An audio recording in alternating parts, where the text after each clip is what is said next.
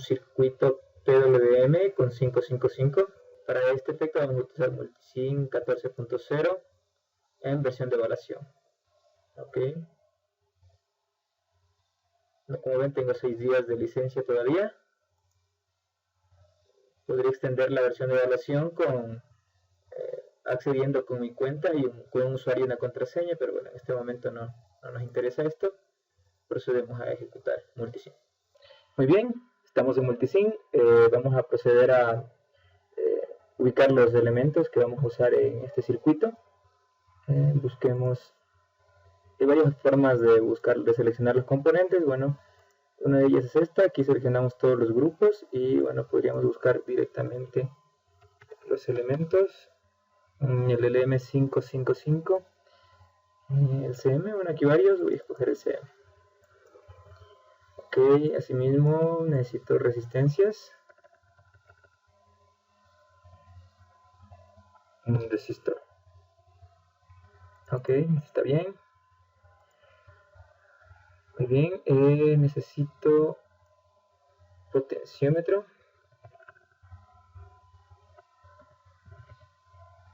Aquí tenemos un potenciómetro Justamente este elemento es el que me va a ayudar pues para configurar el ciclo de trabajo, ¿no? Diodos. Bueno, podríamos coger un diodo comercial de propósito general, turno N 4148, diodo de propósito general. Necesitaría 2. Posteriormente vamos a explicar por qué, o sea, cómo se van a utilizar estos diodos. Adicionalmente necesito un capacitor. Okay. Este de aquí estaría bien. Este capacitor. Okay. Bueno, me falta. Además, pongamos las tierras.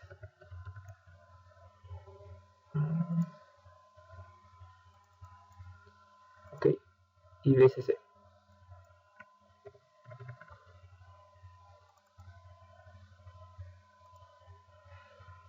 Yo creería que eso es todo.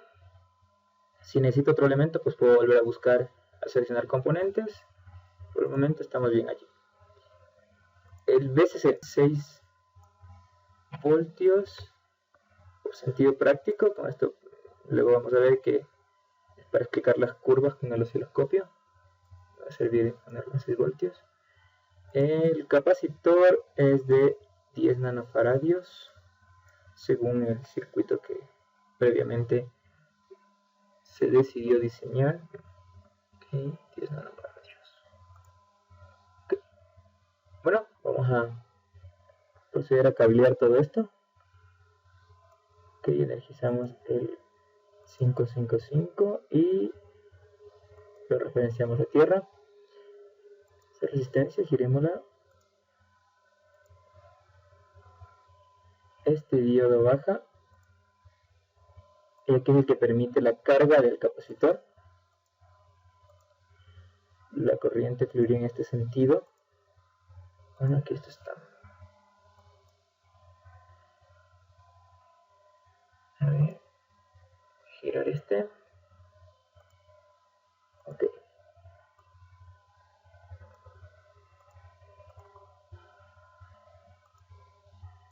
Y posteriormente cargaría el capacitor.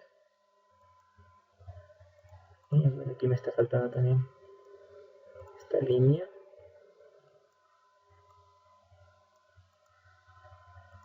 Esta resistencia va conectada a VCC y el capacitor de tierra. Entonces, bueno, por esta línea se cargaría el capacitor, ¿no? Entonces, en el periodo de carga, pues tenemos activación. Bien, este diodo lo vamos a utilizar en el cableado de la descarga. ¿Listo? Ende va conectado al pin de descarga, ¿sí? Muy bien. Entonces, por esta ruta, el capacitor se descarga. ¿Listo? Reset, el reset no vamos a utilizarlo en este caso, entonces lo tenemos deshabilitado conectándolo a VCC. ¿Sí? Adicionalmente, bueno, tenemos aquí el threshold y trigger. Ambos van conectados al punto del capacitor.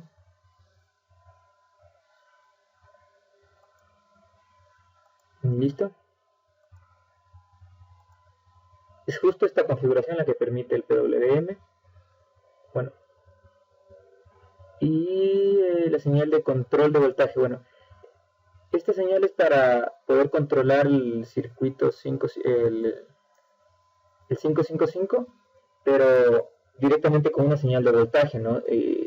Lo que hace es prácticamente obvia la parte del RC y directamente controla con este voltaje tanto el ancho de la señal de salida. En este caso, para el propósito del del PWM no vamos a ocupar esta línea.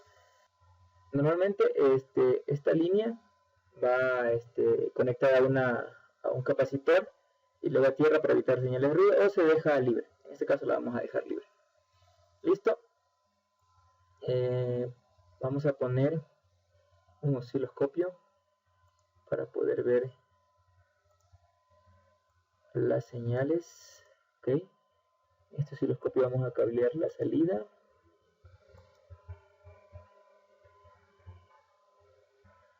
Este va a tierra, vamos a darle un color a la salida, rojo está bien. Y vamos a cablear el punto del capacitor para ver cómo es la curva de carga y descarga del capacitor, que es la que controla en sí.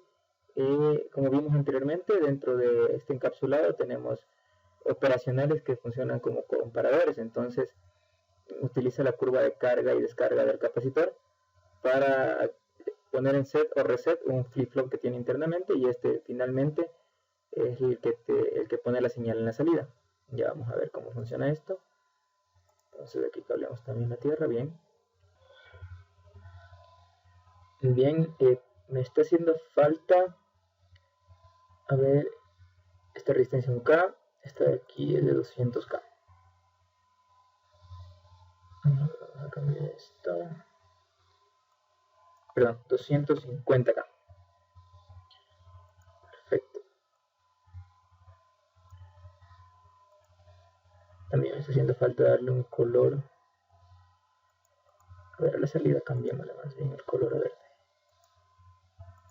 Ok. Muy bien, vamos a proceder a hacer la simulación y a ver pues los pulsos de PWM generados. Entonces le damos play. Esperemos un poco. Vamos a dar pausa. Ok, como podemos observar, aquí tenemos pues las ondas cuadradas de color verde corresponden al PWM que se genera, y la onda roja que vemos aquí corresponde a la curva de carga-descarga del capacitor. Bueno, entonces lo que vamos a proceder a hacer es aquí cambiar un poco la escala para poder tener apreciar de mejor manera esto. Vamos a 2 voltios por división. Como vieron, bueno, seleccioné aquí 6 voltios previamente. Era bueno con el fin de poder ver aquí la máxima resolución posible y poder explicar mejor la curva. Vamos a cambiar también la escala en el tiempo. Ahí está bien. Ok. Entonces, como observamos, cuando el capacitor obviamente tiene una curva de carga que va desde 0 voltios. En un tercio de voltaje, que vendría a ser 2 voltios, como pueden ver aquí es 2 voltios. Tenemos 2 voltios. Acá tendríamos 4 voltios, 3.9989, no 4 voltios. Entonces, este es un tercio del voltaje y este es 2 tercios de voltaje. Entonces, cuando el capacitor está en su periodo de carga y llega a un tercio del voltaje, la señal de PWM cambia de bajo a alto. ¿Ok? Posteriormente, cuando el capacitor alcanza 2/3 del voltaje, que esto sería 4 voltios debido a los 6 voltios que tenemos aquí. Igualmente, ¿no? En ese momento, pues la salida cambia de alto a bajo. Entonces aquí tendríamos, y se nos generaría el ciclo en alto, ¿no? Y bueno, si continúa esto, se puede observar de la misma manera que se repite el ciclo. Entonces, en el momento que cae el voltaje de alto a bajo, la curva empieza a descargarse, o sea, el capacitor empieza a descargarse, y cuando llega a 1/3 de voltaje, 2 voltios, nuevamente la señal cambia de bajo a alto y el capacitor empieza su carga. Y esto se repite así infinitamente. Ok. Vamos a ver cómo cambia. En este momento tenemos como está al 50%. El ciclo de trabajo, o sea, la mitad del tiempo del ciclo está en alto.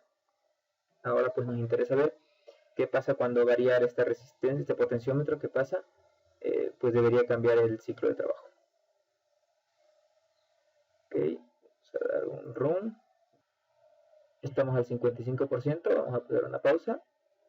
Entonces, aquí vamos a poder observar, si incrementamos un poco la escala en el tiempo, que bueno, cuando esta resistencia, bueno, aquí se ve al 90%, sería lo contrario, ¿no? Cuando estamos sería que estamos como al 10% del ciclo del trabajo, cuando tenemos este valor resistivo en este lado, ¿no es cierto? Como ven, el periodo de carga es casi instantáneo y el periodo de descarga se alarga. Muy bien, una vez analizado esto, donde tenemos pues un ciclo de trabajo del 10%, bueno, hemos notado que del valor de porcentaje que nos muestra aquí este potenciómetro, sería la diferencia, sería el ciclo de trabajo. Entonces ahora vamos a aumentar el ciclo de trabajo, cambiando este valor resistivo. Entonces vamos a dar un run y vamos a ir disminuyendo este porcentaje, por ende aumentando el decano. Entonces vamos a dejarlo en 20%, vamos a dar pause para poder analizar la gráfica.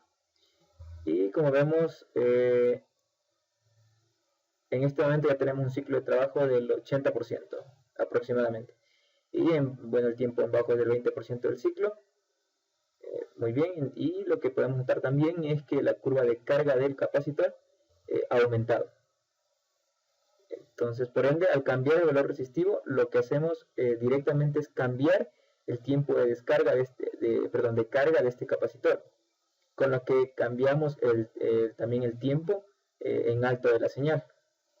Muy bien, cuando el valor de carga del capacitor llega a 2/3 del voltaje VCC, pues en ese momento se da un reset dentro del flip-flop al interior del 555 y cambia y empieza el ciclo de descarga. ¿Sí? Y bueno, aquí vemos que el ciclo de descarga es mucho más corto, y esto también es dado por el mismo valor resistivo de aquí que está conectado.